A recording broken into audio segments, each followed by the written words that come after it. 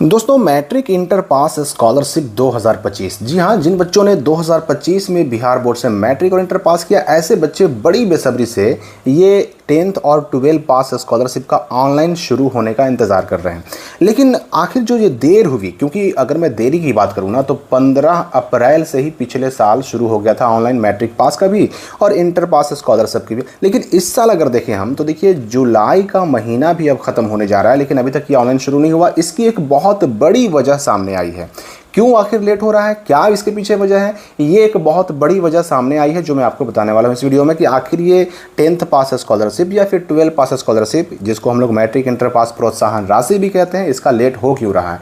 आप सबको पता होगा कि मैट्रिक इंटर पास स्कॉलरशिप का जब हम ऑनलाइन आवेदन करते हैं उसमें एक चीज़ ऐसा होता है, एक कॉलम कह सकते हैं जिसको कहते हैं आधार वेरिफिकेशन, जिसमें हमें क्या करना होता है, मैट्रिक वालों को भी और इंटर वालों को भी पहले आधार के हिसाब से नाम डालना पड़ता है ऑनलाइन करते वक्त, ठीक है ना।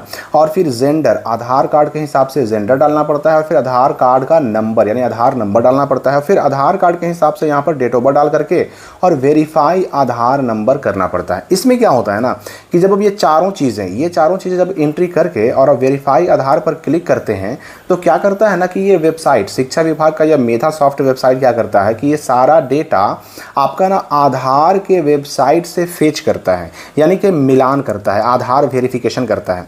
अगर ये चारों डेटा आपका ऑनलाइन आधार जो बना हुआ है उस आधार कार्ड के डेटा से मैच कर गया, यानी UIDAI के डेटा से मैच कर गया, तो यहाँ पर ये ग्रीन हो जाता था, यानी वेरिफिकेशन डन हो जाता था। और उसके बाद ही बच्चे फिर आगे मोबाइल नंबर या फिर ईमेल आईडी डाल करके और फिर वेरीफाई करते थे OTP से, तब जा करके उनका सबमिट होता था।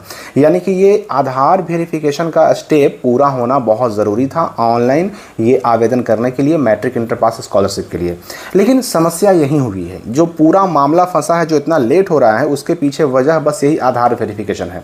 इस बात को आप अच्छी तरह से ऐसे समझिए, हुआ क्या कि आधार वेरिफिकेशन पर लग गई है रोक। गजट के बाद भी 8 लाख छात्राओं के आधार जांच की अनुमति नहीं मिली, क्योंकि देखिए आधार का डेटा है किसके पास, तो आधार का डेटा है भारतीय विशिष्ट पहचान प्राधिकरण, यानी जिसको हम लोग शॉर्ट में कहते हैं इंग्लिश में UIDAI के पास। यही है वो संस्था जो हमारा आधार कार्ड इशू करती है। हमारा सारा डेटा आधार वाला इसी संस्था के पास है, जिसको हिंदी में कहते हैं भारतीय विशिष्ट पहचान प्राधिकरण।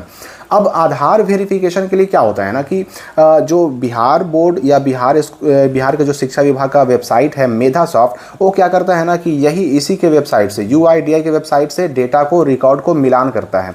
और इसके लिए ना मेधा सॉफ्ट के वेबसाइट को, मेधा सॉफ्ट के जो पोर्टल को है ना, वो अनुमति मिलती है, बिहार सरकार को अनुमति मिलती है।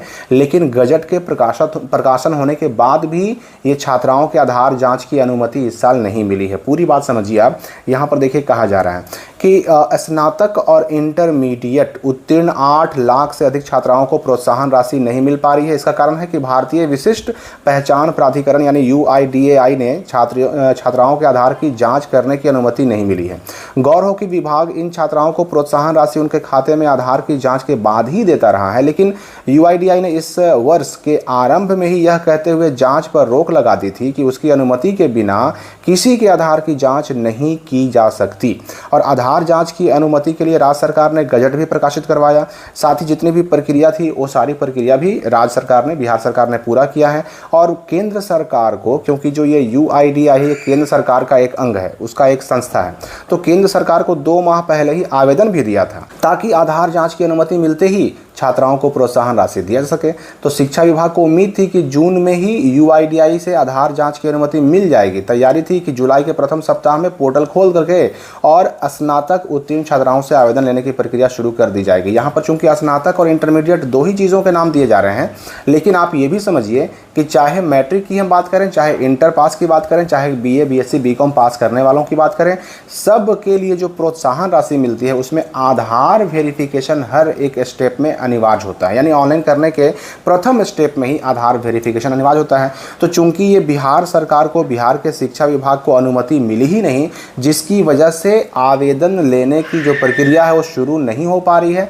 अब जब आवेदन ही नहीं होगा तो आधार जांच करके बैंक खाता का सत्यापन भी नहीं हो पाएगा। इस वजह से जो है ना बिहार सरकार अभी तक इसका ऑनलाइन शुरू नहीं कर पाई है, क्योंकि ये एक इम्पॉर्टेंट स्टेप है। आप सबको पता होगा कि आधार सीडिंग ही वो चीज़ है जिसकी वजह से अब जो है ना सारा जो डीबीटी है, डायरेक्ट बेनिफिट ट्रांसफ़र का पैसा है, प्रोत्साहन राशि का पैसा है, वो छात्र छात्राओं के अकाउंट में जाता है। जब आधार वेरिफिकेशन ही नहीं होगा तो आधार सीडिंग से बच्चों का कौन सा खाता लिंक किया हुआ है वो खाता भी बिहार के शिक्षा विभाग को नहीं मिल पाएगा। डीबीटी से पैसे भेजने में बहुत दिक्कत हो जाएगी। तो इस वजह से ही ये ऑनलाइन की प्रक्रिया अभी तक शुरू नहीं हो पाई है। अब होगा क्या, जैसे ही जो ये बिहार सरकार ने सारी प्रक्रियाओं को पूरा करने के बाद केंद्र सरकार से अनुमति लेने के लिए 2 महीने पहले ही आवेदन दे दिया था, जैसे ही ये आवेदन स्वीकार होता है, जैसे ही आधार जाँच की अनुमति बिहार सरकार को, बिहार के शिक्षा विभाग को मिल जाती है, तुरंत मैट्रिक इंटर पास स्कॉलरशिप या मैट्रिक इंटर पास प्रोत्साहन राशि का जो है ना वो ऑनलाइन आवेदन, ऑनलाइन अप्लाई शुरू कर दिया जाएगा। ये लेट होने का सबसे बड़ा कारण है और इस वजह से नुकसान झेलना पड़ रहा है लाखों छात्रों को मैट्रिक इंटर पास या फिर स्नातक पास छात्र छात्राओं को भी। तो इस बारे में जैसे ही नए अपडेट्स अभी आगे आएंगे तुरंत आपको जानकारी दी जाएगी। इस वीडियो के लिए फिलहाल इतना ही।